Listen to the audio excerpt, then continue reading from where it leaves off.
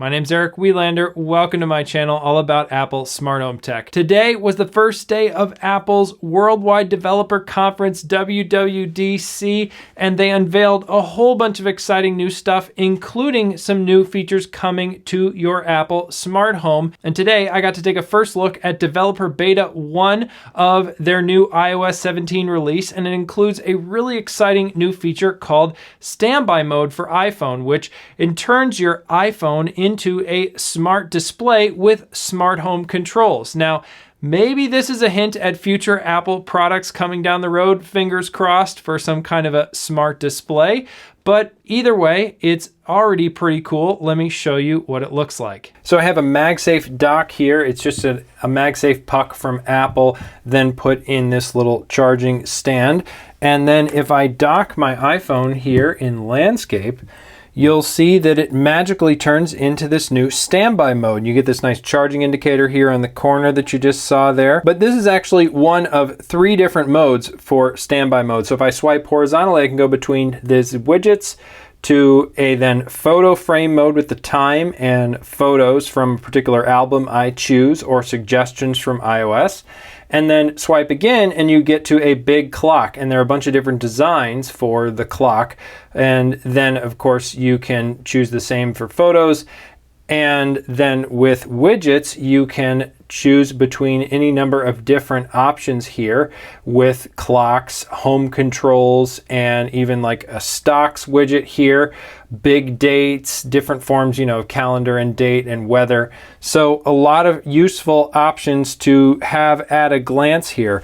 And one of the other cool things that makes this function like a smart display is that you can just talk to Siri with it without using the hey wake word. So I can just say, Siri, turn on Office Bright. Turn off top-down lights. And you'll notice there, I didn't even have to ask it the second time. Turn on top-down lights. Siri, turn on top-down lights.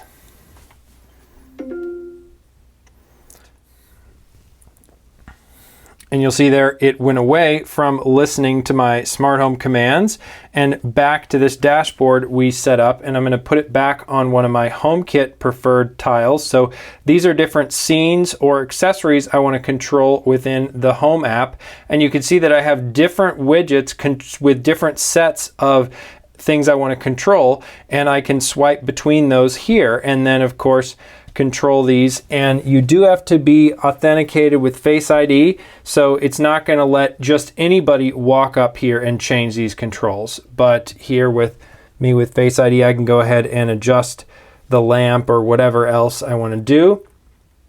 And then if I want to edit what's available here in these widgets, I can long press on it. And then now I'm editing this one side, the right side column here. And I could remove a widget. So if I don't want to have my calendar there, I can remove that. And I could add in any number of other options by hitting the plus button here. And you'll see that a lot of widget options are here, but mainly the ones from Apple. So I'm going to go ahead and choose another home control. So there's one size of home control for this standby mode, and I'm going to hit add, and you'll see it's added right there. And I can go ahead and tap on that, and it will default, like all home widgets in iOS 17 and iPadOS 17, to the recommended setting, which means the Home app is going to pick what it thinks is best as far as controls to put there for you. But you can turn that off and customize specific scenes or accessories you want to show in this list. And then, of course, if you have no accessories added to the list, it'll just give you this nice little error. I'm going to go ahead and put it back to one of the ones that I wanted. And of course, I can edit the left side the exact same way. So I can turn off, maybe I don't want the stocks widget. I can remove that. So let's make the room dark here. Siri, turn off office lights. Turn off top-down lights. And now you'll notice that just like the Apple Watch Ultra, the standby mode has a red color to it, so it's less jarring to see in the dark. And I can, of course, turn on any number of these scenes here, or even swipe between different widgets. So I'm going to turn on the lamp.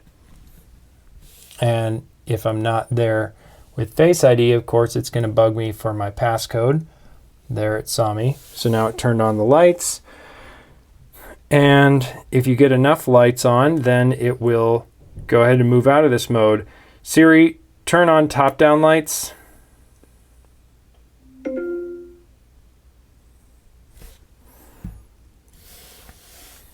There you go. Now we're back to normal mode. Now this is an iPhone 14 Pro, so this screen stays on all the time.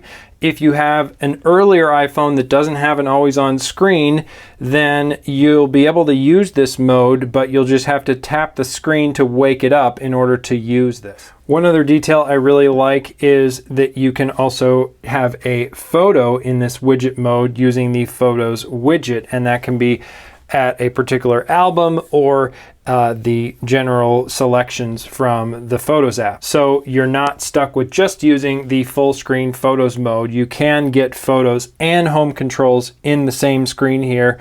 It's just by necessity not going to be full screen for either one. It'd be kind of nice to see them sort of blend a full screen photo in this kind of an option here as a background to two different widgets. You see them doing that on Mac OS, but of course this is just the beginning of an exciting new feature for iPhone.